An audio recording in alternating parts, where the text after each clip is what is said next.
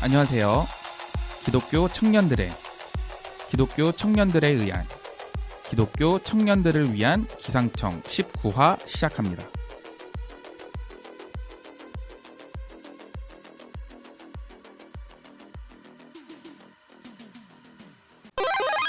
오늘 모실 분은 마르타님과 저의 만남을 직접적으로 주관하신 분은 아닌데 기여도의 한 10% 일조를 하셨으니 우선 감사를 표하겠습니다. 교회에서는 떠났다고 하지만 하나님 곁에 남아있는 자녀, 이리저리 흔들리지만 제자리에 박혀있는 갈대 같은 게스트를 모셨습니다. 게스트님, 자기소개 부탁드리겠습니다. 예, 안녕하세요. 몸은 중년이지만 마음은 소녀 같은, 그래서 평균으로 청년이 된 갈대 같은 하나님의 자녀 페르시아입니다. 반갑습니다. 네, 반갑습니다. 굉장히 이 소개가 인상적이시네요.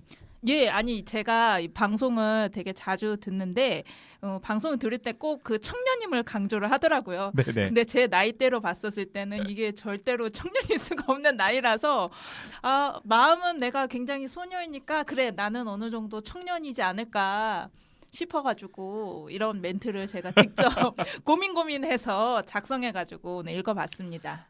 맞는 게 저는 제가 항상 방송 초반에 말씀을 드렸듯이 본인이 나이가 많다고 느끼셔도 그리고 뭐 결혼하셨어도 청년이라고 느끼면은 전 청년이라고 생각을 하거든요. 정말로.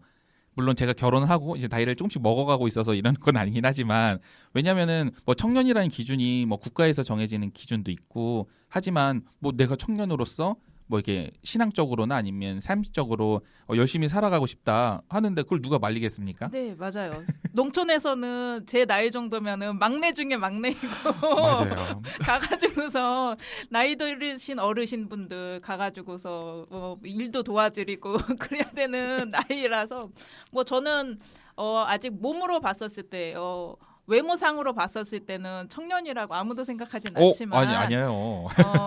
제가 생각할 때는 마음은 소녀이니까 퉁쳐서 그냥 청년으로 아직 제가 성숙하지 않은 네. 그 신앙과 성숙하지 않은 이 마인드 때문에 청년으로 쳐주시면 감사하겠습니다.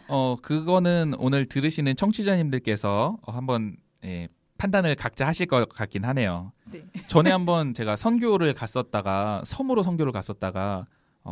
저희가 그때 청년부 회장하고 있었거든요. 근데 이제 내일은 여기 청년회들하고 같이 일을 하면 된다라고 해서 여기 섬의 청년들은 어떻게 살고 지낼까? 그랬는데 거의 한 50대 분들이 청년회장이라고 저랑 악수를 하시는 거예요.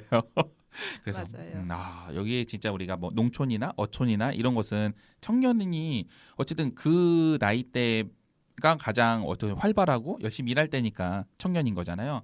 근데 물론 우리가 도시에 살고 있지만 분명히 우리가 신앙적으로나 뭔가 삶적으로나 청년으로서 열심히 살아갈 마음이 있다고 하면 모두가 청년이라고 생각합니다. 네, 맞습니다. 우리 듣고 계시는 청취자님들도 혹시나 나 청년 아닌데라고 이렇게 아쉽게 생각하고 계신 분들은 전혀 그렇게 생각하실 필요 없습니다. 페르시아님 혹시 그 닉네임이 페르시아로 지으신 이유가 있으신가요? 제 본명이 성경에 나오는 이름이에요. 그쵸. 그 페르시아에 있는 그 아주 아름답다는 그 왕비의 이름을 제가 본명으로 받아서 쓰고 있는데 네, 어떤 성경 인물인지 아마 성경을 조금이라도 읽어보신 분들은 알 수 있을 거예요. 자, 퀴즈로 드리겠습니다. 제 본명은 무엇일까요? 이거 성경 퀴즈 대회 같은데요. 이 페르시아가 그 성경에는 바사라고 써 있는 거 맞죠? 네, 맞습니다. 근데 바사보다는 약간 페르시아 쪽이 더 약간 팍팍 꽂히셨나 봐요. 네, 바사보단 페르시아가 어감상 좀 더 예쁘고, 그렇죠. 네, 바사는 어차피 한자어로 되어 있어서 바사라고 하는 거 아니에요. 그래서 네네. 페르시아가 또 오리지널하고 그리고 왠지 좀 뭐랄까 이국적인 느낌. 그렇죠. 네.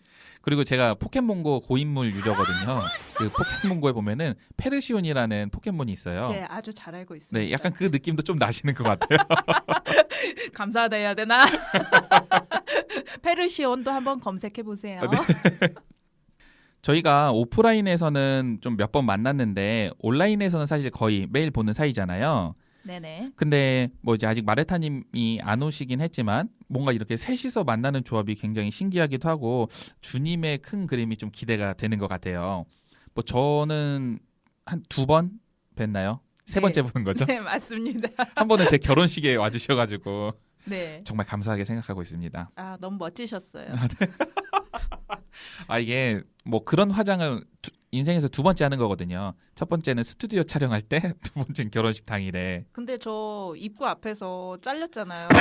그래서 실제로 그 화장한 모습을 보지를 못했어요. 되게 안타까웠습니다. 화면으로만 봤는데 와. 역시 결혼식에는 진짜 리즈의 모습을 그대로 담으려고 많이 노력을 하신 것 같아서 아무튼 같이 결혼하신 분하고 이렇게 네. 같이 이렇게 있는 모습 보니까 저도 좋고 옛날 생각도 나면서 그랬습니다. 행복하고 네. 앞으로도 결혼 생활 잘 꾸려 가시기를 진심으로 바라겠습니다. 아, 정말 감사합니다. 지금 마르타님이 안 계셔서 좀 대변을 해드리면 마르타님은 페르시아님이 좀 무섭다고 생각을 했대요. 뭔가 사감 선생님 같은 느낌이라고 해야 될까? 그래서 마르타님이 뭐 페르시아님을 섭외를 할 때 더 약간 기대가 된다고 하더라고요. 아까 전에 말씀하셨을 때 페르시아님께서 기상청 이렇게 자주 들으신다고 하는데 혹시 언제부터 들으셨나요? 초창기부터 3회부터 듣기 시작했고요. 그거 완전 처음이네요. 네, 처음부터 듣기 시작해서 거의 올라오자마자 네. 바로 하트 꾹, 그 다음에 다운 꾹, 재생 꾹. 마미공과 함께하는 기상청 좋아요, 구독 무료입니다. 아이고. 거의 하트는 거의 3명 안에는 들어가는 것 같아요. 누를 때. 정말 감동적입니다. 정말. 사실 기상청이 뭐 들으신 분들은 어떻게 느끼실지 모르겠지만 저희가 엄청나게 전문적인 방송도 아니고 주로 지인을 섭외해서 지인들이 듣는 방송이고 근데 그래도 저희의 뭐라 해야지 이 목적 같은 게 그래도 기독교 청년들의 소소한 이야기들 들려주는 것이 저희의 목적인데 들으시면서 좀 뭔가 힐링이 되시는지 아니면 뭔가 이건 좀 거창하게 도전이 되시거나 이럴 때도 있으신가요? 저는 지금 말씀하신 게 어떻게 보면 기상청의 매력이 아닐까 생각돼요. 우리가 되게 많은 팟캐스트들이 있고 특히 종교 부분에서 되게 많은 팟캐스트들이 있지만 굉장히 전문가 목회자, 사역자 분들이 나와가지고 말씀하시는 거 물론 다 좋은 말씀이고 좋지만 사실은 우리는 일상생활에서 생활 안에서 매일매일 살아가는 어떻게 보면은 사람들이잖아요. 그러니까 그 사람들의 이야기를 잘 정리하고 그 안에서 많은 공감을 느끼기도 하고 그 안에 울음도 있고 웃음도 있고 화남도 있고 그리고 교회 안에서나 세상에서 있었던 일들을 그냥 평범하게 살아가는 사람들의 이야기로 꾸민다는 것 자체가 이 기상청의 가장 큰 매력이지 않을까 싶어요. 감사합니다. 좋게 포장을 해주셔가지고 뭐 마르타님께서 항상 저한테 그런 말씀을 하세요. 본인은 그냥 리액션 담당이고 제가 성경 지식 담당이라고 하는데 저의 지식은 뭔가 마르타님과 상대적인 크기일 뿐이지 교회로 가면 정말 보잘것없고 아무것도 모르는 사람이거든요. 근데 그렇기 때문에 더 많은 사람들이 알아들을 수 있게 좀 쉬운 말로 저는 좀 하고 싶거든요. 뭐 이렇게 목사님들이 말씀하시는 거창한 뭐 저도 가끔씩은 포장할 때가 있긴 하지만 그래서 약간 소소한 방송이 되길 바라고 있었는데 어떻게 보면은 정말 이 들으셨던 것들을 좀 후기를 들은 것 같아서 참 좋네요. 네, 기상청 화이팅. 감사합니다. 오늘 어떤 얘기를 나누실지는 마르타님께 살짝 들었거든요.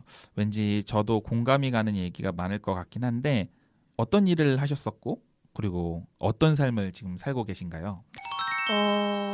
어디서부터 시작을 해야 될지 지금 현재는 저는 지금 2 아이를 키우고 있는 대한민국의 아줌마 가정주부입니다. 여기에 나오시는 많은 분들이 어떤 직업을 가지고 직업적인 면에서 이야기를 풀어갔다면 저는 그냥 제 삶에 있는 이야기들을 풀어가고 싶어요. 물론 직업을 가진 사람들이 좀 아닌 시선으로 아마 이야기를 할 거라서 이제까지 나왔던 게스트분들과는 좀 다른 결로 아마 이야기를 할 것 같아요. 굉장히 신선할 것 같아요.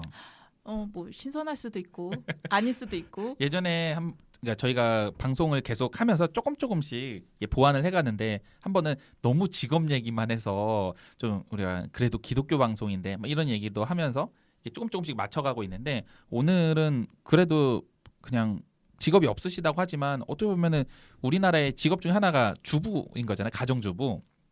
그렇기 때문에 그 이야기도 좀 들을 수 있으면은 저도 이제 막 결혼한 새신랑으로서 도움을 많이 받을 수 있을 것 같습니다. 네, 제가 이거 시작하기 전에 2가지 당부 말씀을 드리고 싶어요. 제가 라떼를 참 좋아하거든요. 그래서 제가 혹시 라떼는 마리아로 시작하는 말을 할 수도 있어요. 왜냐하면 네네. 제가 혹시 직업이나 제가 옛날에 직장에서 했던 경험들 얘기할 때는 라떼는 마리아가 나올 수도 있어요. 그래서 그런 부분들은 조금 감안하셔서 들어주시든지 아니면은 편집자가 알아서 끊어주시든지 네. 2가지를 부탁드리고 네네. 제가 가정에서나 사회에서나 보통 노잼을 담당하고 있습니다. 그래서 혹시 노잼의 이야기가 나오면은 알아서 중간에서 잘라 주시든지 조금 재밌는 이야기로 조금 옆에 좀 살을 붙여주셨으면 굉장히 감사하겠습니다. 알겠습니다. 오늘 최선을 다해서 리액션을 해야겠군요. 네. 우선 저는 외국에서 좀 오래 살았었어요. 어느 나라요? 어느 나라를 원하시나요? 저는 미국 쪽, 아메리카 쪽에도 살았고요. 네. 유럽에도 살았고요. 오시아니아에서도 살았고요. 되게 여러 나라에서 다년간의 외국 경험을 하고 지금은 한국에 정착한 지 이제 5년 됐나? 그러면은 네. 외국에 사셨던 게 어린 시절부터 사셨나요? 제가 한국에서는 초졸입니다. 그럼 중학교 때 가신 거예요? 중학교 졸업을 못 하고 갔어요. 그러니까 중학교 말에 갔어요. 제가 아직도 기억나는데 11월 말에 제가 갔는데 네. 제가 학교에 당부를 했어요. 이거 졸업 시켜주면 안 되겠냐. 그랬는데 안 된대요. 안 되죠. 그래서 졸업장을 못 받고 제가 비행기를 올라서 제가 고등학교 3년을 뉴질랜드에서 보냈고요. 그리고 학부를 호주에서 네. 대학 생활을 했었습니다. 그리고 제가 또 영국에서 네. 1년 자원봉사를 하러 영국에 갔고요. 네. 그다음에 결혼하고 나서 남편 공부하는 것 때문에 6년 정도 미국에 있었습니다.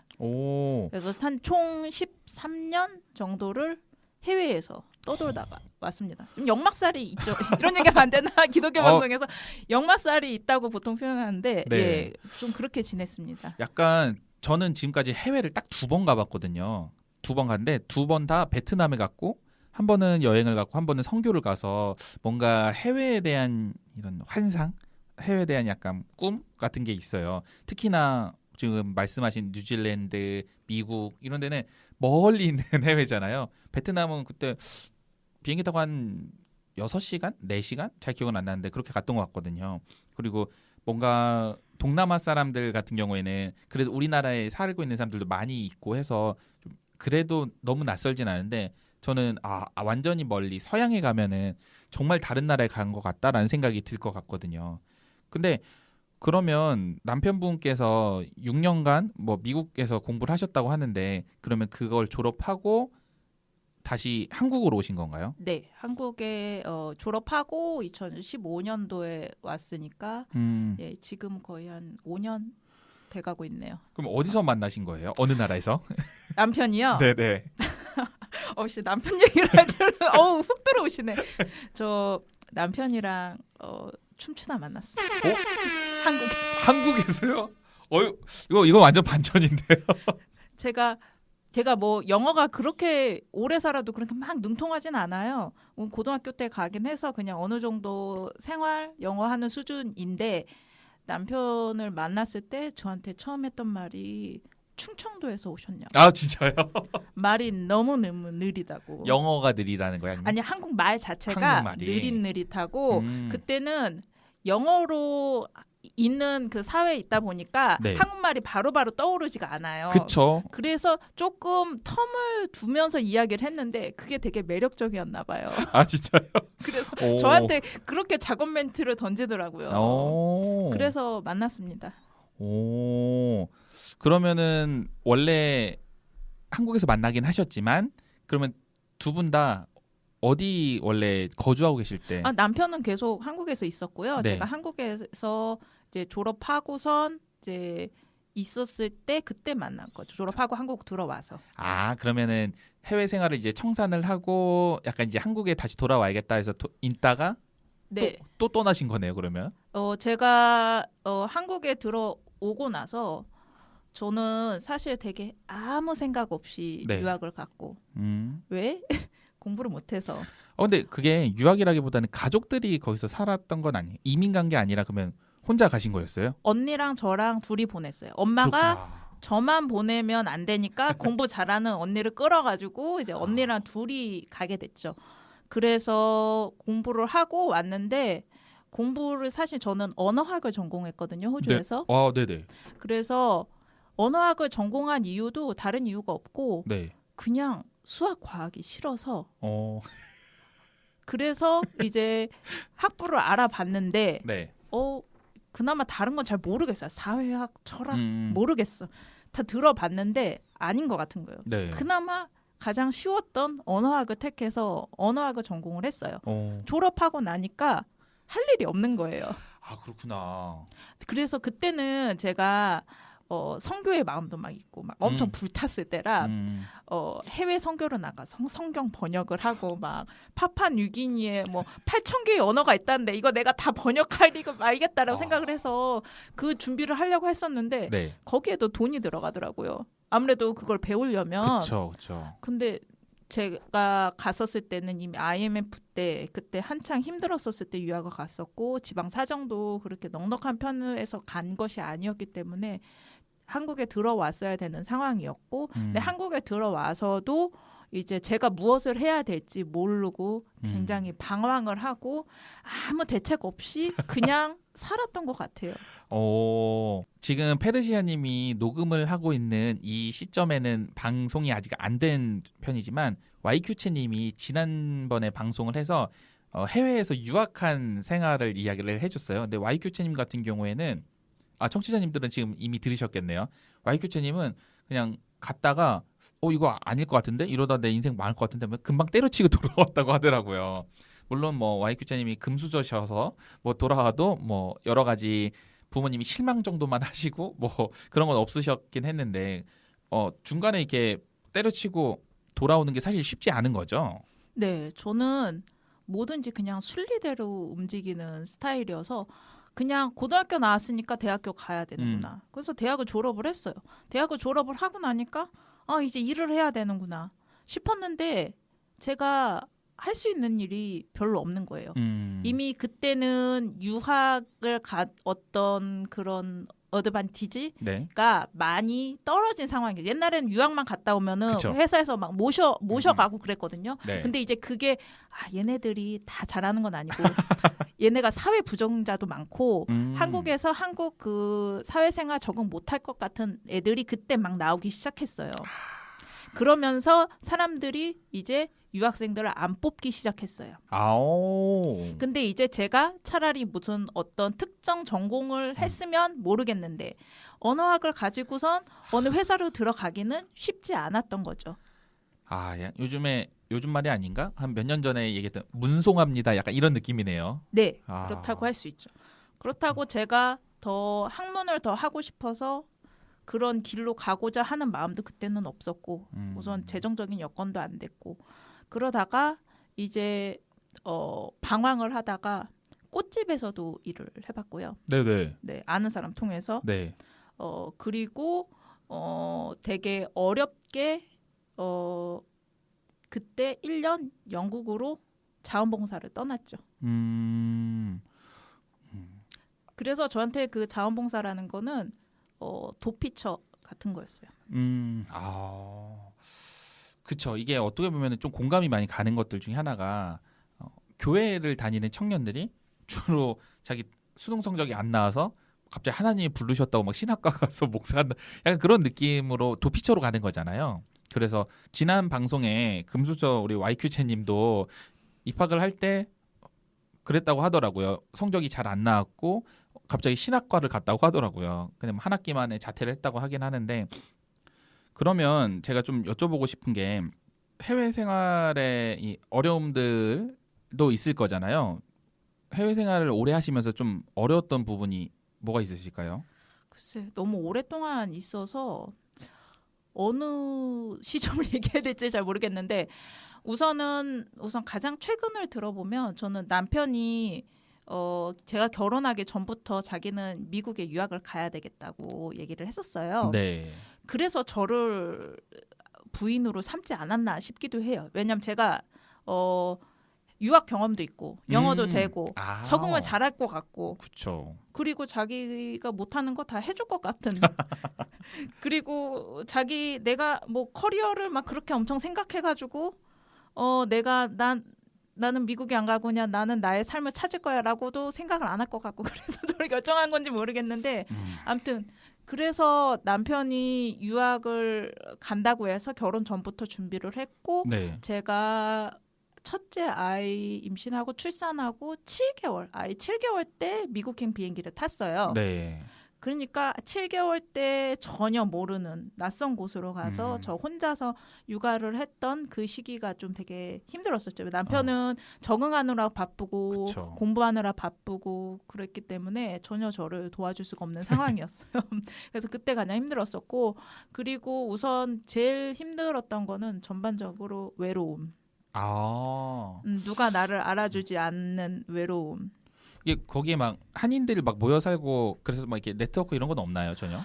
저는 주로 한인 교회를 다녀서 교회 안에서 그런 걸 찾았지만 아무래도 그들도 그들 나름대로의 삶이 있었고 그렇기 때문에 누구를 돌아보고 같이 해주고 뭐 그럴 만한 마음의 여유가 없는 사람들이 되게 많아요, 교회. 그렇구나. 그 어떻게 보면은 해외에 나갔으니까 더 약간 한국 사람들끼리 똘똘 뭉칠 것 같은데 그렇지도 않은 거네요. 뭉치기는 해요. 네. 근데 뭉쳐서 하는 일이 교회 안에서는 교회 안에서만 놀고 교회 밖에서는 술집에 가서 모여있고. 근데 저는 대학교 때는 그게 되게 싫었거든요. 왜요? 그때는 종교 중독이라고 하긴 뭐하지만 그때는 정말로 열심히 교회 생활을 했던 저의 그 20대 초반을 교회에 바치게 되게 열심히 교회에서 하라는 거 막 다 하고 거기서 유학 가가지고 한인교회 일주일에 한 4번 정도 가서 있었고 그 교회 목사님 진짜 좋아하셨겠네. 근데 그걸 아무도 알아주지 않더라고요. 결국에서 그거를 누구한테 뭐 교회 목사님이 알아주고 청년부 담당하시는 분이 알아주고 그럴 줄 알았죠. 근데 아니에요. 아무도 안 알아주더라고요. 이게 한국 교회랑 좀 다른 게 있는 건가요? 한국 교회는 그래도 막 열심히 와서 하고 하면 막 이렇게 지켜 세워주고 이러잖아요. 왜냐하면 그들도 그들 나름대로의 또 삶이 또 있어서 그렇게 잘 안 되고 특히나 저 같은 경우는 이미 유학을 해가지고 되게 오래되고 학교에서 학부 생활을 하고 있었고 이제 거기에 있는 다른 사람들은 조금 나뉘어요. 그 청년들의 기준이 대학교에서 대학교 기준이 나뉘어요. 거기서 굉장히 오래 산 2세들, 3세들이 나뉘어지고 그다음에 저처럼 유학으로 온 사람들, 그다음에 거기 워킹 헐러데이나 아니면은 거기 어학연수 온 사람들 이렇게 좀 세 부류로 나눠요.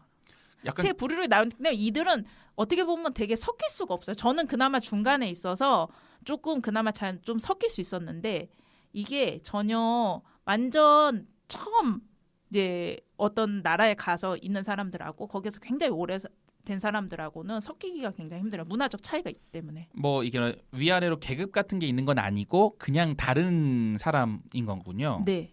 그래서 제가 처음에 호주에 있던 어떤 교회가 있는데 그 교회는 되게 오래된 교회예요. 네. 그래서 이제 처음에 이제 이민 와가지고 지내던 분들 1.5세, 2세들이 굉장히 많은 교회였어요. 근데 이제 그런 교회에서는 제가 되게 조금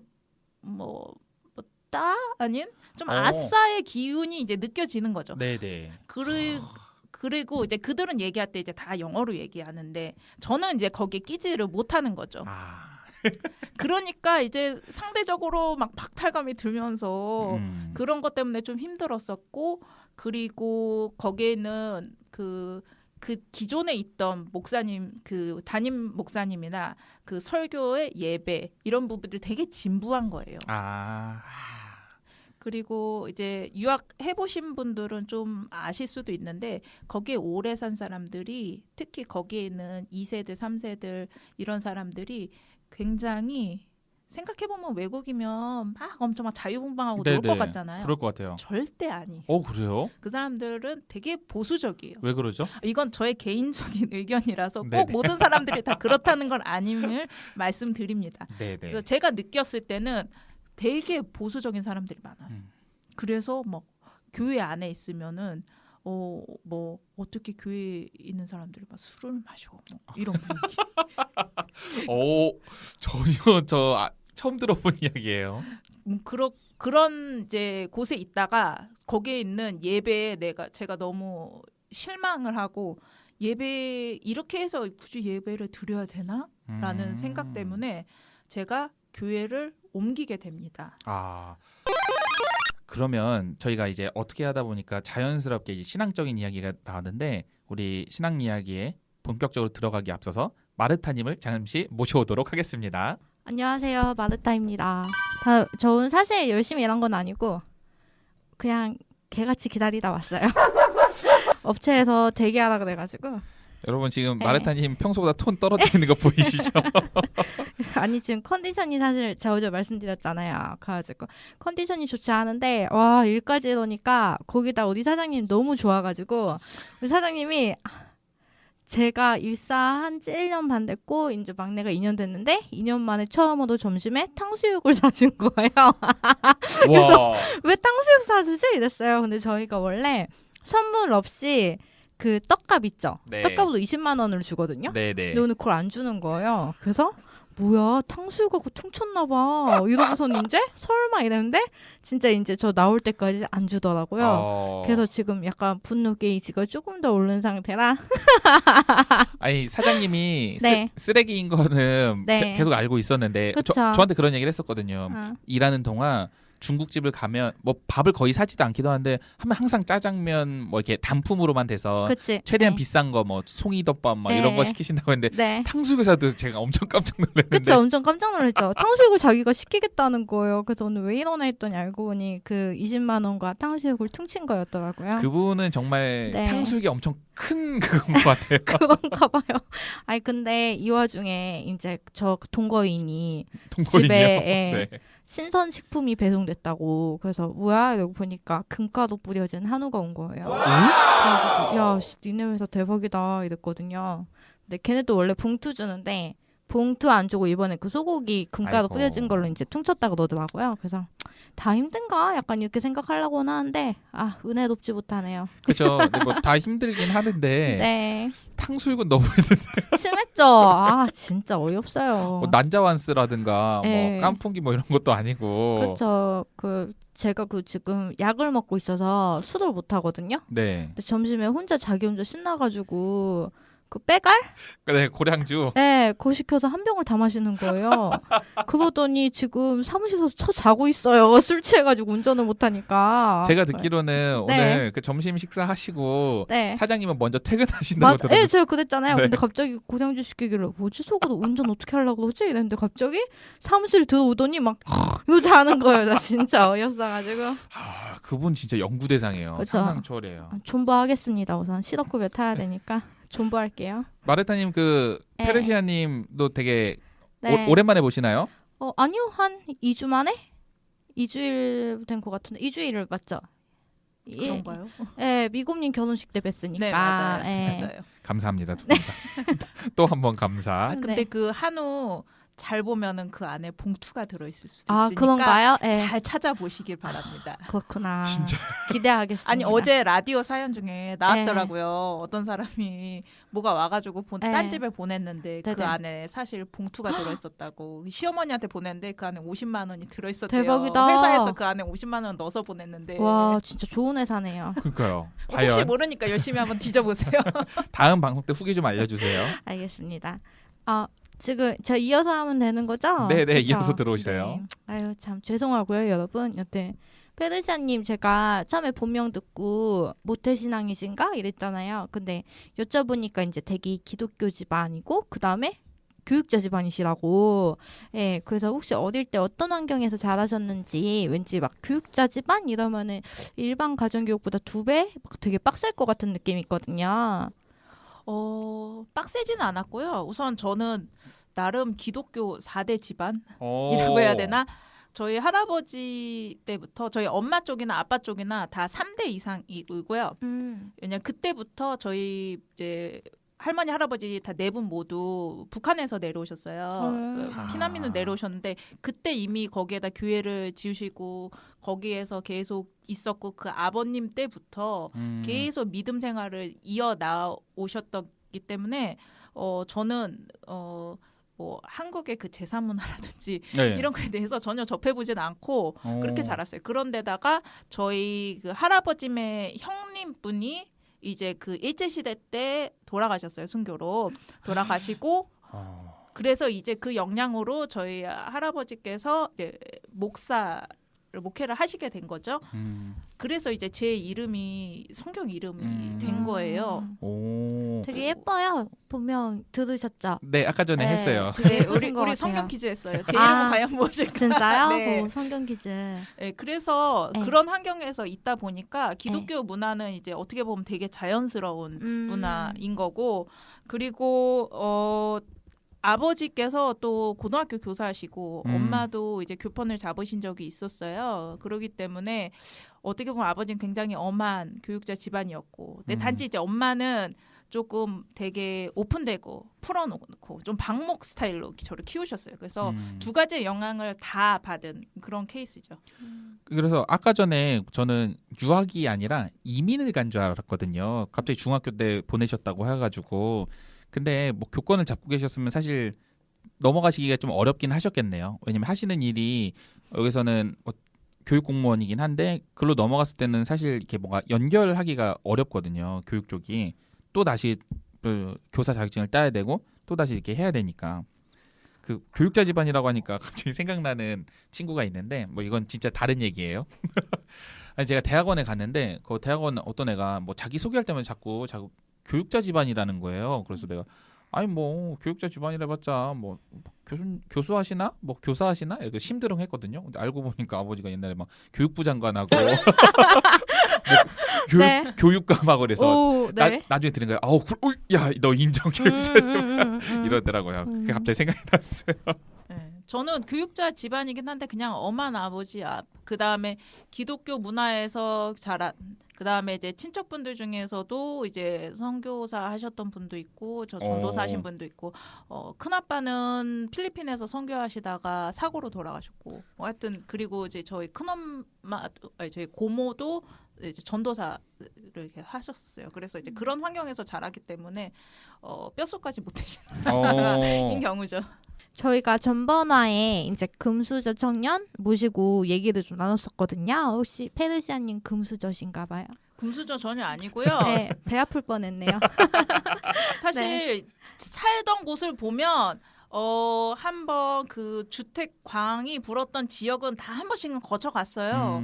그랬는데 이제 엄마 아빠의 그 잘못된 선택으로 인해서 집이 망해서 저는 초등학교 때는 저희 외가댁에 지하실에서 살았어요. 지하실에서 거의 단칸방으로 살았었고 그 다음에 할아버지가 이제 목사님이셨는데 이제 친할아버지가 돌아가셨는데 그때 할아버지께서 편하게 지내시려고 분당에 그게 걸어놨었는데 분당에 이제 당첨이 된 거예요. 와. 그랬는데 아무도 같이 모시고 살 사람이 없는 거예요. 네. 다들 일이 있어서 그래가지고 이제 아빠가 제일 막내거든요. 네네네. 근데 이제 아빠가 모시고 살겠다. 네네. 근데 이제 우리가 어차피 되게 어려운 걸 아니까 그래서 이제 할아버지 할머니 돌아가시면 이제 그 아파트가 우리한테 넘어오는 그렇게 조건으로 해서 들어갔는데 할아버지가 한 달 만에 그냥 갑자기 돌아가셨어요. 할머니랑 같이 거의 네네. 같은 시간에. 아이고. 같은 시간에 돌아가셨어요. 그래서 이제 집안에 그 아파트를 두고 이걸 어떻게 할 거냐 난리가 났어요. 그래서 집안 사원이 막 되고 그래서 하여튼 그렇게 어떻게 하다가 이제 좀 편한 곳으로 이제 가게 됐고 그 다음에 유학을 결정하게 된 거는 이제 엄마가 얘가 아무리 생각해도 공부로는 안 될 것 같아가지고 보내야 되겠다라는 생각을 가지셨나 봐요. 그래서 아빠는 자기는 이 교사 생활하면서 이거 돈 못 보내준다. 그러니까 엄마가 당신이 알아서 보내. 그래가지고 엄마가 진짜 엄청 열심히 일해가지고 돈 보내주고 그때 또 IMF라서 그때 제가 뉴질랜드에 있었을 때 라면 하나에 2,000원이었었어요. 그 시절에 네네. 신라면 하나가. 환율도 거의 막 2-3배씩 오르고. 그런데 그거를 또 네. 엄마가 생활비랑 이런 걸 보내주려고 되게 엄청 힘들었다고 하더라고요. 저는 그냥 모르고 그냥 지나가서 IMF가 그때 뭔지도 몰랐으니까. 그랬던 시기였었어요. 그래서 절대로 금수저 집안 아닙니다. 네, 어머니가 생활력이 되게 강하신가 봐요. 그러니까요. 멋있다. 네, 맞습니다. 어떻게든 딸 거기서 지내게 하시려고 진짜 멋있으시네요.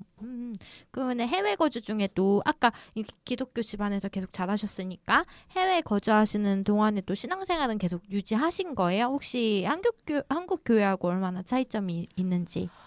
저는 이제 가서도 아무래도 한국 사람들 이 커뮤니티에서 계속 같이 있었고 좀 제가 겁이 많고 제가 이렇게 뭐 어딘가 뭔가 나서서 막 나가고 제가 또 유리 멘탈인데다가 그래서 영어를 배우거나 뭔가 새로운 거 시도를 잘 못해요. 그렇기 때문에 내가 편한 곳을 찾다 보니까 그게 교회인 거고 그래서 한인교회를 계속 가게 됐어요. 한인교회를 계속 다녔는데 그 안에서 막 별의별 일들이 막 진짜 별의별 사람들, 별의별 목회자들 이렇게 만나고 그랬었어요. 그러다가 이제 제가 고등학교 3학년 때는 제가 다른 곳으로 이사를 하게 됐어요. 제가 홈스테이를 하고 있었는데 네. 거기 있는 그 백인 할머니 할아버지랑 같이 살면서 그분들이 이사를 가시게 됐다고. 그런데 이제 저는 그분들이 너무 좋아가지고 어떡하냐 나 어디로 가야 돼 막 이러고 있었는데 그분들이 자기가 이사하는 곳으로 같이 오겠냐 이러고. 우와, 네. 그래가지고 뉴질랜드는 남섬이랑 북섬이랑 이렇게 있거든요. 근데 제가 처음에 있던 곳은 남섬이었어요. 근데 북섬을 이사하니까 북섬에 자기 집으로 오라고. 1년 남았으니까 멋있다. 우리가 네. 다 알아봐 주겠다. 그래가지고 그 할머니 할아버지 갔던 곳은 자기 딸이 살고 있는 지역으로 이제 이사를 가는 거니까 그래서 그 딸이 거기에서 제 학교도 다 알아봐 주고 다 해준 거예요. 그렇게. 그래서 이제 그분들 덕분에 제가 지냈었는데 그곳에는 제가 갔던 곳에는 한인교회가 없었어요. 없어가지고 이제 거기서 1년 동안 앵글리칸 처치라고 하죠. 그 성공회 교회를 거기서 1년 동안 다니게 됐었죠. 네. 어때요? 되게 귀인이시네요. 얘기 들으니까. 그분이 저의 어떻게 보면은 저의 엄마 같은 역할을 했고 네. 제가 정말로 존경할 만한 분 중에 한 분이에요. 이게 굉장히 선입견이긴 한데 보통 약간 동양 사람들이 정이 많고 서양 사람들은 네 거 내 거 약간 이런 느낌이 좀 있었는데 또 역시 케바케네요. 네. 케바케고 왜 외국 나가면 가장 조심해야 될 게 한국 사람이라고 하잖아요. 네, 맞아요. 그거는 확실합니다. 거기서 막 돈 떼인 분들 어디 뭐 농장에 가가지고서 뭐 사기당한 분들 되게 많이 봤어요. 그러면 해외 거주하면서 이런 건 정말 좋았다. 아니면은 이건 정말 헬이다. 헬조선보다 더 헬이다. 뭐가 있을까요? 마르타님이 해외 생활에 대한 엄청난 환상을 가지고 계시거든요. 좀 참교육이 필요할 것 같습니다. 제가 박살내드리겠습니다. 저는 해외에 있었을 때 가장 좋았던 거는 우선 다른 문화잖아요. 그러니까 부모님의 간섭, 사회의 간섭을 좀 덜 받아서 생활할 수 있다. 자유롭게. 그런 점은 되게 좋았어요. 근데 여기 바로 안 좋은 거 나오니까 좀 이상하네요. 근데 사람이 사는 곳이 다 똑같다는 생각이 들어요. 제가 13년 넘게 해외에서 살면서 보니까 뭐 그들의 문화가 어쩌고 저쩌고 상관없이 나쁜 사람들은 나쁜 사람들이 있고 착한 사람들은 착한 사람들이 있고 또 정 많은 사람들은 또 잘해주고 또 사람마다 또 이렇게 보면은 괜찮아 보이는데 저 사람은 또 아닌 것 같고 이런 사람들도 많아요. 그렇기 때문에 사람 사는 곳은 다 똑같고 다 힘든 점도 있고 좋은 점도 있고 그렇다. 그러니까 어디 가나 똑같다. 네. 그리고 한국 사람이면은 좀 정적인 걸 좋아하는 사람. 그러니까 막 내가 한국에서 막 돌아다니고 이런 거 좋아하는 사람들은 그냥 한국에 있는 게 낫고. 아, 진짜요? 아니고 네. 저처럼 그냥 뉴질랜드에서 양 보면서 이렇게 자연을 보고 그냥 멍하니 가만히 있는 거 좋아하고 상점 5시에 닫혀도 어디 나가지 않고 집에만 있고 이런 사람들은 정말 좋죠. 해외 교회 다니시면서 뭐 좀 인상적인 뭐 목회자분이 있나요? 이거는 조금 뭐랄까 그때 일어났던 어떤 작은 에피소드. 제가 있었던 곳이 수도 웰링턴이라는 수도에 있는 어떤 변두리. 그러니까 여기로 따지면 서울에서 한 분당이나 일산 정도에 되는 곳에서 제가 살았었어요. 근데 이제 거기에는 제 바로 앞에 교회가 있어가지고 거기 성공의 교회를 갔었는데 그 목사님이 저희 그 아까 말씀드렸던 그 홈스테이 분의 자녀분하고 되게 알고 친한 사이였었어요. 네네네. 왜냐면은 그 따님분의 자녀가 다운 증후군 아이들이었어요. 그 목사님네 애도 다운 증후군인 거예요. 그래서 둘이 되게 알고 같은 학교도 다니고 이제 그런 커뮤니티가 있어서 두 분이 되게 잘 아는 사이였었는데 이분이 갑자기 그 딸이 저한테 와서 이제 교회는 다니지 말자. 왜요? 다니지 말아야 된다. 알고 보니까 그 목사님이 게이였던 거예요. 네네. 잠깐 게이인 때 자식이 있었던 거예요? 그러게요. 부인도 있고 애도 있었는데 아무도 게이인 걸 몰랐던 거예요. 근데 그 다운 증후군 그 가진 그 엄마의 그 친구들 있잖아요. 네. 그 친구들이 게이바에 등락하는 거를 본 거예요. 본 거예요? 거기로 복음을 전하러 가신 걸 수도 있잖아요. 복음. 네. 과연. 그래서 교회가 뒤집어진 거예요. 저는 거기는 진짜 할아버지 할머니들밖에 안 다니는 그런 되게 작은 교회였었거든요. 앉으면 한 20명의 그 백발 노인분들이 앉아가지고 저 혼자 청년도 그러니까 그때는 고등학생이니까 고등학교 청년부도 아무도 없었어요. 그래서 저는 그냥 예배만 드렸었거든요. 근데 거기에 계신 할머니분이 반주를 하시는데 반주를 너무너무 못하는 거예요. 그래서 나는 그래도 코드 도미솔은 칠 수 있다 그래서 반주도 도와주고 그랬었어요. 저 지금 살짝 반주라 그래서 밥 드실 때 술 한 잔씩 하시나? 교회 오르간 뭐 피아노 반주를 말하는 거예요. 그래서 그랬었는데 이제 그 게이 목사님이 있다는 소문이 이제 쫙 퍼진 거죠. 그래서 교회가 뒤집어진 거예요. 그래서 나가지 말라고. 그래서 두 집안이 완전 다 싸우고 난리가 난 거예요. 그때는 지금은 뉴질랜드가 되게 그 게이 결혼이라든지 그다음에 게이 성직자도 제가 찾아보니까 2018년도에부터 이제 나오기 시작했더라고요. 그때는 이제 그게 굉장히 쇼킹한 일이었었고 그러기 때문에 이제 그 분이 그 다음 주부터는 아예 안 나오시고 다른 목사님으로 대체가 된 상황이었었어요. 아니 그러면은 게이바를 뭐 한 100km 떨어진 데로 가시지 걸릴 만한 곳에 가셔가지고 뉴질랜드는 가보시면 아시겠지만 사람도 되게 없고 할 수 있는 게 별로 없어요. 그렇구나. 그 방금 다운 증후군 이렇게 부모님 다운 증후군 가족끼리 친하다고 했잖아요. 다운 증후군은 전 세계적으로 커뮤니티가 형성이 되어 있거든요. 그래가지고 다운 증후군은 동양인이나 서양인이나 얼굴이 똑같거든요. 그게 그 장애의 특성이니까 염색체 이상의.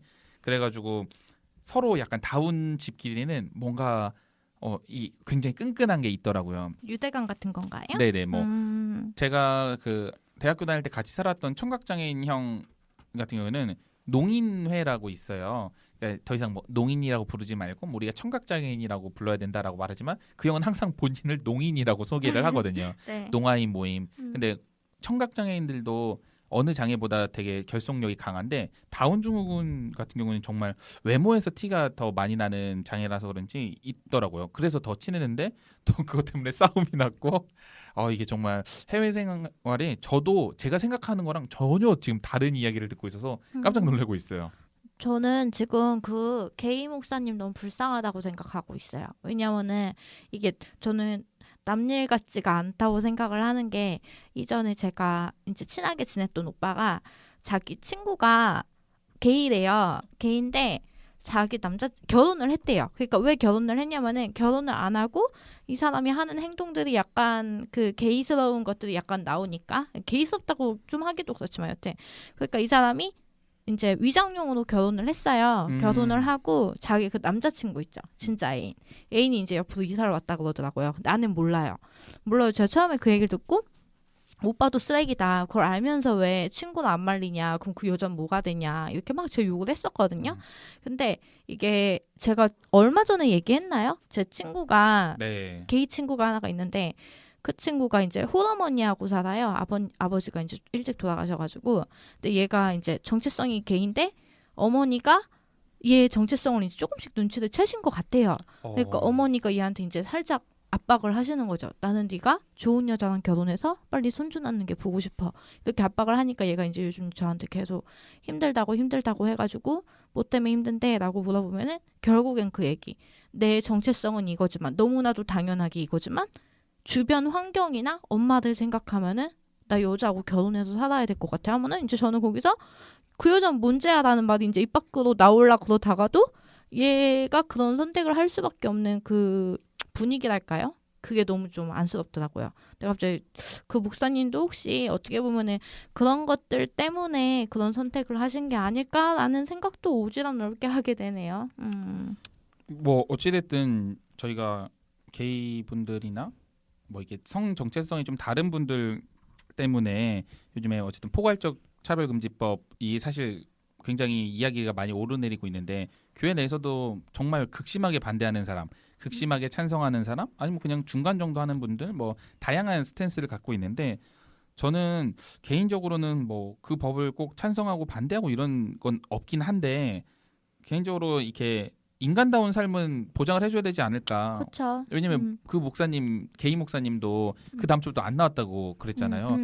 못 나온 거겠죠. 네. 그러니까 못 나올 수밖에 없고 안 나올 수밖에 없는 그런 거죠. 만약에 그분이 그건 옛날이긴 하지만 2018년에 그런 일이 있었으면 뭐 괜찮을 수 있는 그치. 상황일 거잖아요. 네, 환경이 분위기가 달라졌을 수니까. 뭐 이게 신앙적으로 이게 절대 용납할 수 없다. 하나님의 순리를 거스르는 것이다라고 생각하시는 분들은 뭐 그거 생각까지는 제가 어떻게 당신 그 잘못 생각한 거라고 말하기에는 저도 뭐 그런 자격이 없긴 하지만 사람이 그래도 사람답게 살아가는 게 중요하다고 생각을 하거든요. 왜냐면 지금은 어떻게 보면 제가 살고 있는 이 삶이 이 사회에서 허용되어 있는 삶이기 때문에 괜찮은 거지만 지금 제 삶이 어떻게 보면은 아닐 수 있거든요. 예를 들어서 기독교 전모 씨가 뭐 이렇게 해가지고 뭐 핍박을 받고 해가지고 기독교 다니는 사람들, 기독교 믿는 사람들 뭐 옛날처럼 정말 차별받을 수도 있고 뭔가 핍박받을 수도 있고 이런 상황이 올 수도 있으면 나는 내가 믿는 하나님 때문에 내가 차별받을 수 있는 상황이 올 수도 있는 거잖아요. 그렇죠. 맞아요. 근데 내가 그럴 수 있기 때문에 그거를 찬성한다가 아니라 이거는 정말 우리가 인간이 그 인간으로서 살아가는 데 있어서 어떤 것들이 그냥 존재 자체만으로 부정당하는 거는 전 너무 아니라고 생각을 해요. 제가 믿고 있는 이 기독교의 하나님의 사랑은 그런 건 아니라고 생각을 하거든요. 그래서 일부 다처하고 싶으시다고. 맞죠. 만약에 그렇게 되면은 미국님 어떻게 되나요? 매장되나요 사회에서? 저는 여성분들의 그런 건 잘 모르지만 남성으로서 이 생리학적으로 생물학적으로 보면은 네. 일부 다처제는 난 죽을 것 같다라는 생각을 하고 있습니다. 마르타님 오시기 전에 그 영국의 봉사활동을 도피로 가셨다고 하셨었거든요. 그러면 전공이랑 뭐 하신 일이랑 어쨌든 봉사랑은 관련이 있었나요? 전공이 어쨌든 언어학이라고 하셨는데 그리고 도피라고 하시긴 하셨지만 어쨌든 어떤 계기가 있으셨을 것 같은데 봉사활동에 관심이 어떻게 생기셨나요? 사실 톡 까놓고 얘기해서는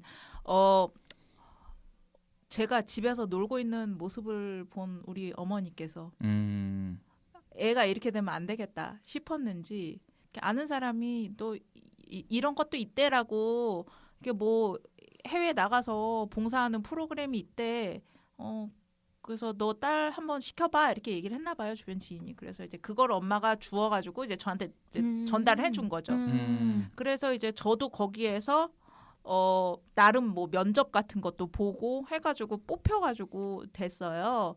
그래서 이제 한국에서 이제 훈련도 받고 그랬는데 이게 저는 제가 할 수 있는 일이 없고 제가 꿈과 비전 아무리 외쳐도 하나님께서 안 들어주셔가지고 그래도 이거라도 해보자.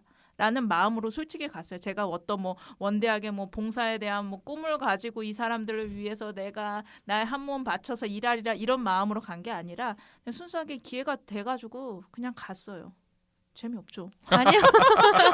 그러면 가서 진지하게 듣고 있었어요. 구체적으로 혹시 어떤 봉사활동을 하셨는지 여쭤봐도 될까요? 봉사활동 종류가 굉장히 많잖아요. 뭐 예를 들어서 뭐 집을 지어준다든가, 뭐 아니면은 어디 독거노인을 뭐 이렇게 해준다든가, 아니면은 뭐 어린 뭐 고아 아이들 뭐 이렇게 한다든가 여러 가지 있잖아요. 제가 했던 거는 이제 거기에는 이게 시스템이 어떻게 되냐면은 이 사람이 한 1년 정도를 그 영국에서 봉사를 할 수가 있는데 이제 영국에서도 영국의 여러 사회 단체들이고 봉사 단체들이 있을 거 아니에요. 이제 거기에서 우리 이러이러한 사람들 필요로 해요라고 요청을 하고 이제 그 시기랑 제가 갈 수 있는 시기랑 맞으면은 매치를 시켜주는 거예요. 그래서 이제 제가 했었을 때는 저는 스코틀랜드에 있었거든요. 스코틀랜드 어떤 그 지체 장애인들을 위해서 이제 여러 군데 집이 있어요. 거기 그 정부에서 마련해 준 집.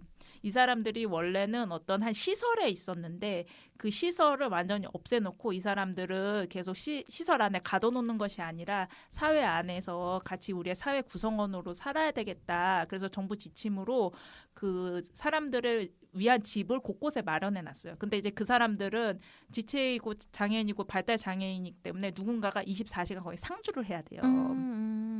근데 상주를 할 수 있는 사람을 구하는 거예요. 그래서 이제 거기에 제가 매치가 돼서 이제 거기에 가게 돼서 이제 그 사람들이 특히 잘 때 무슨 일이 일어나지 않는지 어쨌든 비상 상황이 발생하면은 누군가한테 연락을 해야 되는데 그 사람들은 연락할 수가 없는 그쵸, 사람들이거든요. 그래서 제가 그 사람들 뭐 비상 버튼이 어디 있는지 확인하고 누구한테 전화를 하고 뭐 그런 것들을 하기 위해서 거기 있었고 그다음에 생활 보조를 맞추면서 그 사람들이 일상생활 안에서 카페를 간다든지 어디 뭐 서점을 간다든지 어떤 활동을 할 때 같이 나가서 보조해 주는 그런 역할을 했었습니다. 멋있다. 되게 멋있는데요? 그렇죠. 오늘 제목이 마더 테레사시잖아요. 그렇죠. 네. 왜 웃으세요?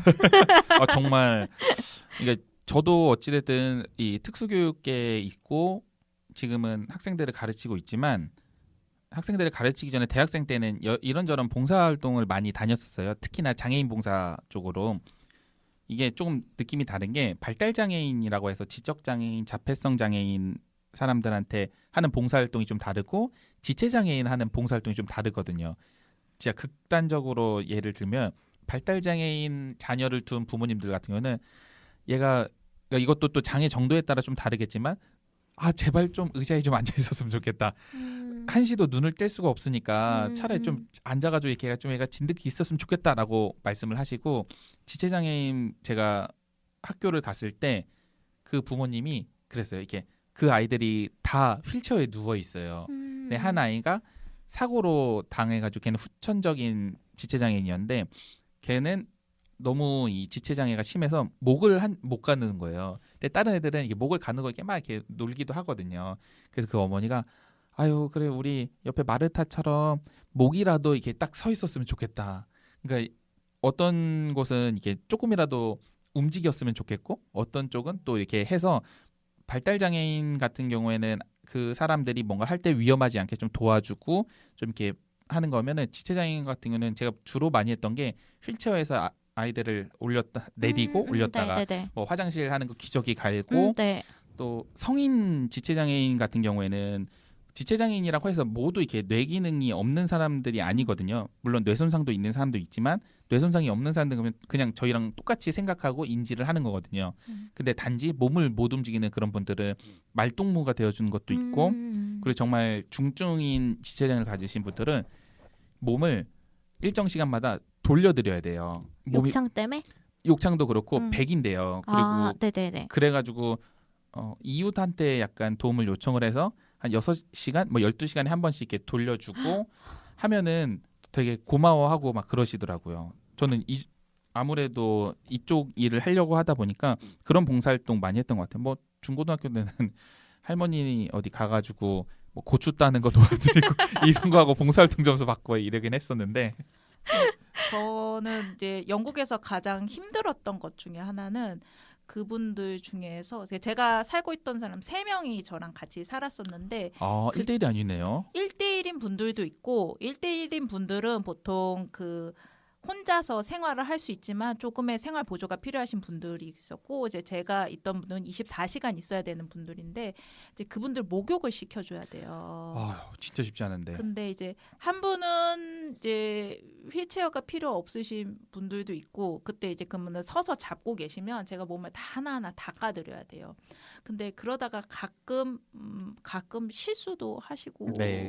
그러기도 하고 그 다음에 한 분은 발작이 굉장히 심하신 분이었어요. 그래서 이제 발작이 있으면 바로 이제 연락을 한다든지 그다음에 이제 거기 있는 다른 이제 사회복지사 선생님을 부른다든지 뭐 이런 것들. 그래서 이제 빨리 어떻게 보면 치료를 하고 그분이 안정할 수 있게끔 도와주고 이런 역할을 했었었는데 누군가의 벗은 몸을 보면서 그거를 씻겨준다는 게 그리고 이제 휠체어 이렇게 해서 옮기고 뭐 이런 것들이 있어요. 그런 것들은 조금 몸으로 아무래도 육체를 써야 되는 거기 때문에 힘들기도 하고 그랬죠.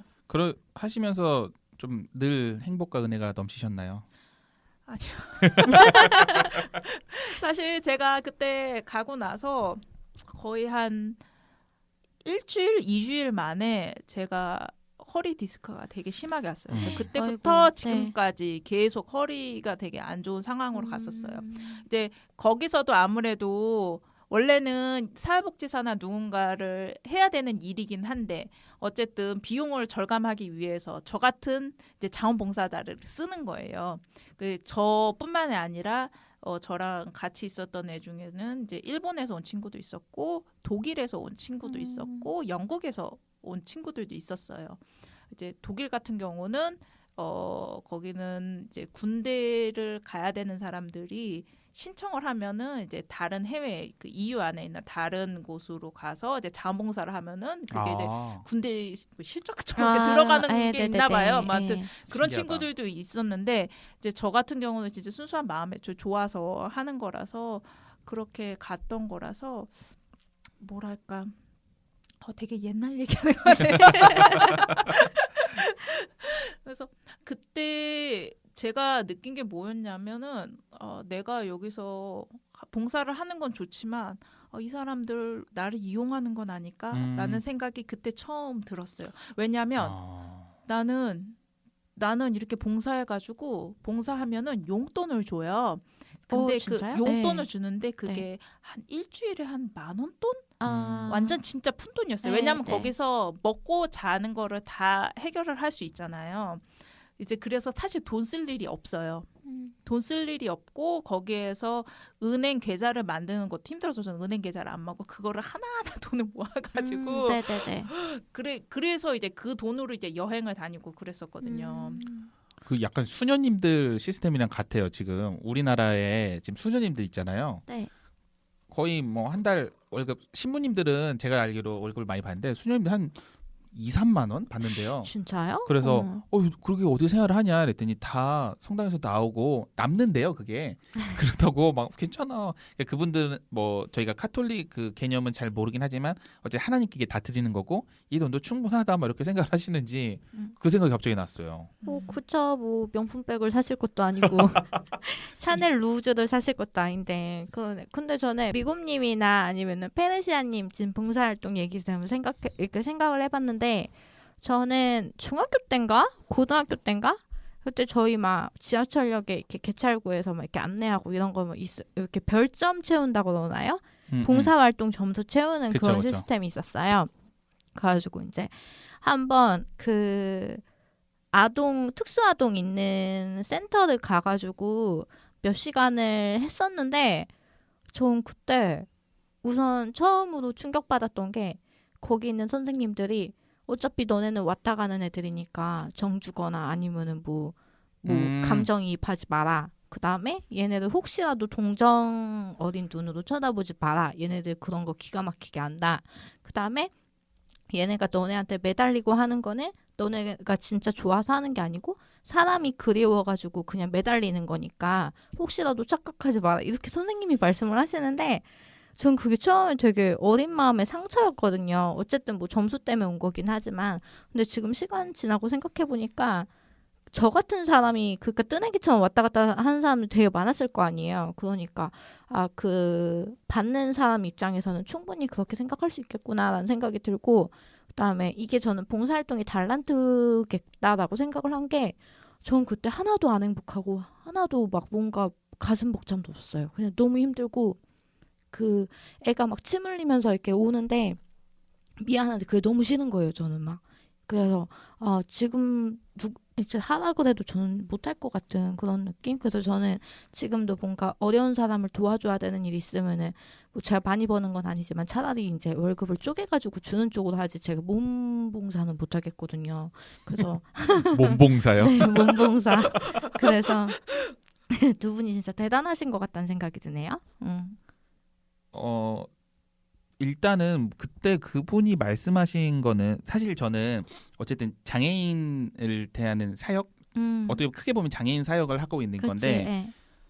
뭐 학교 내에서는 선생님들끼리도 교육관이 너무 다르기 때문에 네. 저는 사실 주로 아이들의 이야기를 들어주고 좀 아이들을 행복하고 아이들의 더 미래를 생각해서 아이들을 좀 긍정적으로 변화시키는 거에 좀 목적이 있는데 정말 이렇게 혼내고 막 이렇게 다그치고 이런 선생님들도 계시거든요. 근데 그거를 제가 뭐 선생님 그거 절대 아니에요라고 말하기에도 사실 한국 교직 생활이 그렇지 않거든요. 근데 방금 말씀하신 분도 좀 다른 게 저는 그 아이들이 물론 마르타님이 하루 왔다 가는 거지만 그 아이들한테 굉장히 좋은 추억이 될 수 있는 거라고 생각을 하거든요. 그리고 그 아이들 같은 경우는 어쨌든 살면서 다양한 사람들을 만날 텐데 그 다양한 사람들에게 모두 정을 받지 못하고 전혀 이렇게 관심을 받지 못하고 끝나는 거는 물론 그 아이가 상처를 받고 물론 이렇게 낙심을 할 수 있겠지만 그 과정을 통해서 아이들이 또 커가는 거라고 저는 생각을 하거든요. 오, 진짜요? 네, 그럼요. 뭐 물론 회복하는 게 비장애 장애 이런 거 다 뭐 그 사람마다 차이가 있어서 이게 회복하는 게 좀 더딜 수는 있긴 하겠지만 저는 그렇게 생각해요. 물론 어떤 사람들은 저의 이 생각이 난 그렇게 생각하지 않아. 아이들한테 정 주면 안 돼. 애들 상처돼라고 하는데 그건 온실 속의 화초로 키우는 거라고 생각해요. 아이들 어디에 갇혀놓고 그냥 거기만 사는 게 아니라 아이들도 결국에는 사람들과 이렇게 만나고 할 텐데 그런 과정들이 있어야 그냥 장애라고 해서 무조건 아이들이 무조건 평생 동안 도움을 받아야 살아야 된다고 생각하지 않아요. 결국 본인이 할 수 있는 것들이 있고 단지 비장애인들보다 좀 더딜 뿐이거든요. 좀 천천히 가고. 근데 그거를 아예 그냥 차단을 해버리는 거는 제 교육관하고는 좀 안 맞는 것 같아요. 자, 이렇게 미곰님의 미담 하나 추가됐고요. 여러분 사실 그 미곰의 미가 미담이에요. 미담. 미담곰이에요. 미남곰 아니었어요 원래? 저는 제 생각입니다. 저 함구하겠습니다. 그러면 봉사활동하고 육아하고 접목해 보셨을 때 어느 게 더 힘드세요? 이참에 간접 경험 좀 해보고 싶어서요. 저는 우선 사전에 이걸 먼저 말씀드려야 되는데 저는 그 영국에서 1년 동안 봉사활동을 하고 나서 그리고 나서 이제 미국에 있다가 들어오고 나서 한국에 이제 5년 정도 있으면서 봉사를 한국에서 굉장히 많이 했어요. 오. 저의 시간과 저희 시간과 저의 열정을 봉사에 많이 쏟아 넣었어요. 그래서 나름 상도 받고 봉사 시간이 많으면 주는 상이었어요. 그래서 한국에는 자원봉사 센터가 있거든요. 이제 거기에서 주최하는 뭐 그런 뭐 프로그램이라든지 행사에도 많이 가고 그랬었어요. 그래서 저는 사실 그 한국에 와서 봉사를 한 이유는 또 이것도 거창한 건 아닌데 제가 아무래도 남편 6년 동안 미국에서 뒷바라지 하고 남편이 이제 박사도 받았으니 이제 앞뒤에 창창하겠구나. 나는 이제 아이들 돌보면서 이제 해외에서 이제 정원 딸린 집에 수영장 있고 이런 곳에서 애들 싹한맘이라고 하죠. 애들 이제 뭐 프로그램 있다 그러면 이제 왔다 갔다 이제 차 끌고 가고 애들 이제 스쿨버스 태워서 보내고 이제 해외에서 계속 살 거라고 생각을 했었어요. 근데 이제 그게 여러 가지 사정으로 인해서 다 어그러지고 그리고 한국에서 되게 어렵게 남편이 이제 어떻게 보면 일을 시작하게 되고 저는 이제 6년 됐으니까 이제 경력이 단절이 되고 그 전에는 제가 결혼해서 이제 미국으로 가기 전까지는 한 5년 정도 마케팅 회사에 다녔거든요. 마케팅 리서치 회사에 다녔는데 이제 그것도 이제 더 이상 경력 단절을 못 하게 되고 이러다 보니까 제가 할 수 있는 일이 없는 거예요.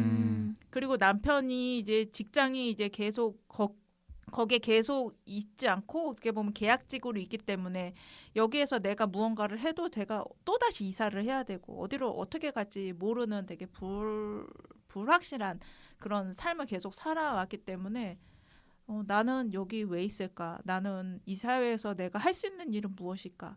좀 고민을 하고 그 다음에 좀 힘들어서 그래서 그러면 봉사를 해야 되겠다. 내 좀 가치를 좀 찾고자 하는 마음도 있었고 저도 뭔가를 좀 하고 싶다는 생각. 그냥 저는 그냥 교회에 앉아 있거나 아니면은 제 다른 사람들하고 뭐 커피숍에 앉아서 수다를 떨거나 이러고 싶지는 않았어요. 그래도 난 뭔가를 하고 싶은 네네. 사람이었기 때문에 그래서 찾아서 제가 이것저것 봉사를 하러 다닌 거거든요. 그 과정에서 이제 아이들을 이제 어린이집, 유치원 맡겨놓고 그 다음에 남는 시간을 쪼개서 이렇게 봉사를 다녔죠. 그래서 저한테는 그게 힐링의 시간이었어요. 육아로부터 벗어날 수 있는. 진짜 멋있다. 육아와 봉사활동을 비교하자면 육아가 더 힘드실 걸로. 당연하죠. 당연하신 건가요? 이제 조만간 경험하게 될 분들 아니에요? 마르타님은 경험하실 분. 네. 경험하실 분. 네. 딩크족이셔서. 네. 히딩크족이고요. 저희 엄마가 제가 지금 몸이 안 좋잖아요. 네. 이것 때문에 이제 부인과를 어제 갔는데. 부인과요? 네, 산부인과를 갔는데 엄마가 이제 제가 엄마 뭐 어디 가니? 그래서 지금 산부인과 가는 중이니까 엄마가 갑자기 엄마가 어제 태몽을 꿨는데 혹시 임신했니? 이러는 거예요. 그래서 엄마한테 혹시 엄마가 임신한 거 아니냐고 제가 태몽이냐고 태몽은 그런 일이 있었습니다, 여러분. 저는 봉사활동을 사실 엄청 봉사활동에 대한 마음이 있진 않았던 것 같아요. 그냥 저는 원래 일반 체육을 하다가 이 특수 아이들로 넘어오면서 더 많은 경험을 하기 위해서 사실 다양하게 뭐 지체장애인, 발달장애인, 뭐 성인, 뭐 유아 막 이렇게 경험을 하려고 했던 거고 그래서 제가 좀 자랑할 만한 봉사활동이라고 하자면 헌혈을 진짜 많이 했어요. 오, 헌혈이요? 네.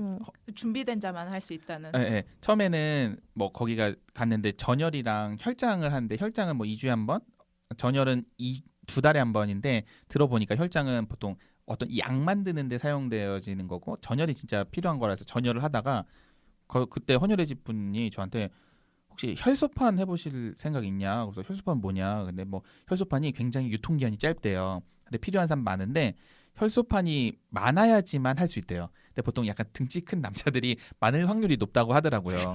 그래서 죄송해요, 웃어서. 그래가지고 네. 뭐 그러냐? 저 어쨌든 더 도움이 되고 싶으니까 하겠다 검사를 했는데 혈소판 수치가 엄청 높은 거예요. 진짜요? 네. 그분이 진짜 하면서 네. 이 전국에서 한 5% 안에 들 것 같다고. 진짜요? 이게 네. 안에 들어있는 혈소판의 농도에 따라서 이 사이클을 돌리는 건데 보통 네. 혈소판 하는데 한 1시간 걸리는데 네. 제가 그 기계를 찍었는데 쳐보니까 한 3-40분 안에 끝나는 거예요. 대박이다. 그래서 약간 기분이 네. 좋은 거예요. 전국 그쵸. 5%라니까. 그쵸. 기분 좋으셨겠다. 그래서 네. 어떤 생각에는 이게 하나님께서 나에게 혈소판을 많이 주신 이유가 있지 않을까라는 마음으로 당신은 헌혈하기 위해 태어난 사람. 그래가지고 지금 100번 넘게 헌혈을 했고 대박이다. 네. 그래서 뭐 나중에는 혈소판 혈장도 생겨가지고 둘 다 같이 빼는 그런 걸 하긴 했는데 지금은 제가 결혼하려고 눈썹 문신해가지고 문신하면 당분간 못하고 그래서 잠깐 쉬고 있는데 또 이게 기간이 지나면 다시 할 생각입니다. 혹시 그거 자원봉사 시간으로 혹시 돌려놓으셨나요? 그거 초반에는 열심히 하다가 그게 한 4시간인가 쳐줄 수 있거든요. 네, 맞습니다. 그거를 돌려놓다가 귀찮아가지고 나중에는 안 했던 것 같아요. 50번 넘고 나서는. 저는 근데 헌혈 한 번도 안 해봤어요. 저희 외할머니가 절대 하지 말라고 어렸을 때부터 그러기도 했고. 왜요? 심장에 무리 간다고. 그리고 사실 제가 주사를 되게 못 맞아요. 그럼 힘들겠다. 네, 어제도 주사를 받는데 간호사 저보다 한참 어려 보이는데 진짜 이래도 되나 싶을 정도로 무자비하게 때려가지고 주사 들어가는 거 모르게 해주세요. 이럴 정도로 제 주사 맞는 거 진짜 너무 무서워해가지고. 그러면 좀 어려운 것 같아요. 근데 뭐 피는 어쨌든 우리가 없어지면은 다시 결국 몸이 채우기 때문에 그쵸, 예. 새로운 피가 생겨서 오히려 건강에 도움이 된다라는 얘기가 있는데 의학적으로는 모릅니다. 저 확실하지 않아서. 그래서 이제 제가 오늘 느낀 바는 제가 늦게 왔지만 우선은 마더 이제 페르시아님과 정자왕 말고 이제 아까 뭐라 그랬죠? 혈소판왕 미곰님과 갑자기 함께하는 정자왕이 기상청. 네. 그러면은 우리 기상청의 고정 코너입니다. 마미곰의 그것이 알고 싶다. 첫 번째 고정 질문입니다. 페르시아님 혹시 행복이 뭐라고 생각하세요? 사실 이거 고정 코드에 계속 들어와서 사실 이 행복에 대해서 되게 많이 고민을 했어요. 어떻게 내가 대답을 해야 되나. 네. 그래서 근데 그걸 고민하다가 제가 또 하나 이글스 경기를 많이 보다가 딱 떠오른 게 있어요. 하나 이글스가 경기에서 이기는 게 행복이다. 아, 너무 귀여우시다. 이게 제가 잘 야구 모르는데 아는 거는 마리화나 막 이래요. 맞아요. 근데 제가 이 말씀을 드리는 이유가 하나 이글스가 경기를 못해요. 솔직히 못해요. 그렇구나. 그래서 경기를 못하기 때문에 이기면 되게 행복해요. 아, 이게 나쁜 남자 같은 거네요. 그러니까 이게 1등을 계속하는 사람이 또 1등을 하면은 이게 별로 감흥이 없잖아요. 근데 계속 꼴찌를 하다가 어쩌다 한번 성적이 올라요. 그럼 이게 엄청난 기쁨인 거예요.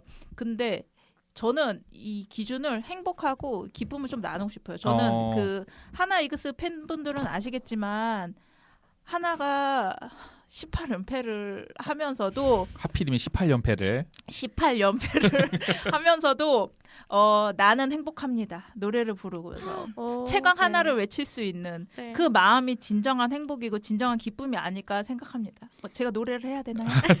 진정한 팬심이시기라고. 나는 행복합니다. 그래서 하나 팬들 제가 야구 진짜 모르는데 그건 알아요. 대단하다고 하나 팬들은. 뭔가 되게 일편단심 같으시네요. 여러분 죄송해요. 제가 오늘 상태가 메롱이라 진짜 방금 일편단심이라고 그러고 난리가 났네요. 진짜. 그러면 이제 고정 질문 두 번째요. 당신에게 하나님은 어떠신 분인가요? 하나님은 제가 이해할 수는 없지만 언제나 내 편이고 내가 믿을 수 있고 나를 믿어주시는 분. 믿어주시는 분? 네. 네. 이게 어쩌면 저는 나에게 하나님이 어떠신 분인가요?라고 했을 때 나는 하나님이 어떤 사람인지 정확히 알고 나한테 무슨 말을 하는지 난 다 들려. 기도하면 다 들려라고 하는 사람은 오히려 더 위험하다고 생각을 하거든요. 그런 사람 정말 싫어해요. 내가 기도해 봤는데 하나님이 이런 말씀 주셨어. 그러면서 저한테 막 얘기하는 사람도 제가 진짜 싫어하거든요. 네가 어떻게 알아? 나도 모르는데. 나도 내 삶을 모르는데. 제가 그런 것 같아요. 제 삶이 언제나 어떻게 보면은 뭐 그렇게 크게 우여곡절이 있던 삶은 아니었어요.